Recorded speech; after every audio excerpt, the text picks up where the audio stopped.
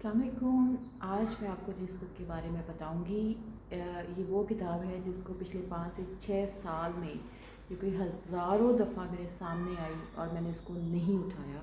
और उसकी एक वजह थी, और मुझे जब मैंने इस किताब को पढ़ लिया है तो मुझे एहसास हुआ है कि वो जिस वजह से मैं इसको नहीं उठा पा रही थी, असल में that was the real title of the book, कि जो उसका असल थीम था वो वही था, लेकिन मुझे उसको समझने में मुश्किल हो रही थी। मार्गरेट एटवुड की द टेस्टामेंट। अब मैं घबरा रही थी ये नन को देख के कि इट्स अ सिस्टर, तो मुझे ये अमेरिकन ब्रिटिश चर्च से रिलेटेड कोई नावल लग रहा था, कोई ऐसी स्टोरी लग रही थी। And I was feeling like okay it's not related to us, तो मे बी ये हमें इतना इंटरेस्टिंग नहीं होगा। अनलकीली मेरी नज़र से कोई ऐसा रिव्यू भी नहीं गुजरा, मेरे आसपास भी किसी ने नहीं पढ़ी, किसी ने नहीं बताया, और शायद मैं ख़ुद भी ऑक्यूपाइड रही। लेकिन अब जब मैंने ये किताब पढ़ी है तो trust me, I am feeling कि मुझे ये किताब वाकई 5 से 6 साल पहले जब ये रिलीज़ हुई थी तब पढ़नी चाहिए थी। ये किताब इस काबिल थी कि इसको उसी वक़्त पढ़ा जाता। और अब इसकी मैं दूसरी तरफ देखती हूँ तो ये देखें, ये एक पिक्चर में अगर आप गौर से देखें तो ये एक बच्ची की तस्वीर है, ठीक है, और ये एक सिस्टर की तस्वीर है, ठीक है, जो चर्च में और कल्चर में, उनके रिलीजियस कल्चर में होता है। अब ये है क्या?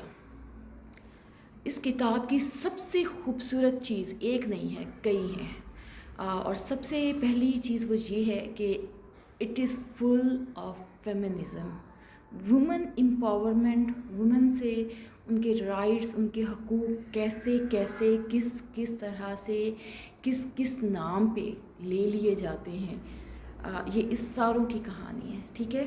इसलिए भी ये हम सारी औरतों मर्दों की, ख़ास तौर पे हमारी सोसाइटी के लोगों के पढ़ने के लिए बहुत ही इम्पोर्टेंट है। हमारे लिए तो बहुत ही इम्पोर्टेंट है, हमारे यहाँ तो होता ही यही सारा कुछ है, ठीक है। एक चीज़, दूसरी चीज़ जो है इसकी सबसे अहम चीज़, अब ये एक कहानी, जो ये नावल है, ये एक ऐसी स्टेट से के बारे में है, गिलियाड, एक कंट्री समझिए, एक स्टेट है, एक कंट्री है, एक इट्स एन इमेजिनरी स्टेट, और ये एक ऐसी स्टेट है जो मज़हब के नाम पे बनी है। अब हमें दुनिया में बहुत सारी स्टेट्स ऐसी हैं जो मज़हब के नाम पे बनी, या मज़हब के नाम पे जिन्होंने हुकूमत की, और हमें ये लगता है कि ये हम पर्टिकुलरली हमारे खित्ते से रिलेटेड है। ये हमारे खित्ते से रिलेटेड नहीं है। पूरी दुनिया में मज़हब के नाम पे जब भी कोई रियासत बनती है, उसका कानून कैसे बनता है, वो काम कैसे करती है, उसका सिस्टम कैसे चलता है, that is the story of the novel.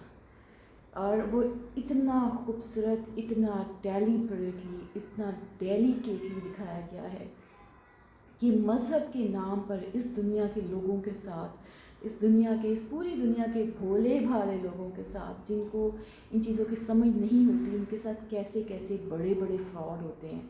हमें किस किस तरह से खुद गॉड के नाम पे, भगवान के नाम पे, किसी खुदा के नाम पे, इस्लाम के नाम पे, किसी भी नाम पे हमें किस किस तरह से गुमराह किया जाता है, और हमें अपनी ताकत के लिए, अपने फ़ायदे के लिए इस्तेमाल किया जाता है।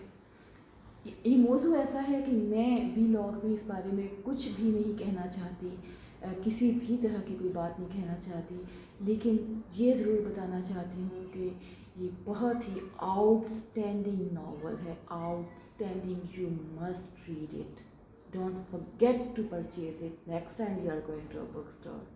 Thank you very much.